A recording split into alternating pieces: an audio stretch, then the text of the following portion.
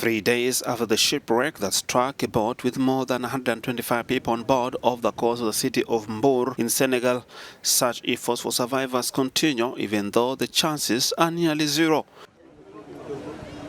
Faced with the gravity of the situation, President Bassirou Diomaye Faye arrived in Mbour this Wednesday evening with a stern expression. He vowed to take action on the cartel trafficking human.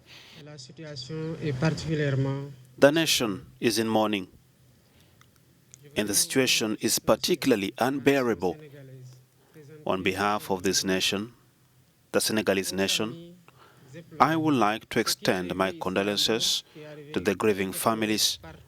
What has happened here in Mbour and somewhat everywhere along the Senegalese coast is the result of migration networks involved in human trafficking, exploiting the despair of these youth and selling them the dream of a better future. While the president blames human trafficking networks within the population, there is criticism of the new government for focusing on other priorities rather than the one of Senegalese youth struggling to find jobs. Moussa Diakate spoke to Africanews and said he has been sounding the alarm for a long time, but to no avail. Everything is in flames to the point where our artisanal sector, which was in agony, is now in a coma.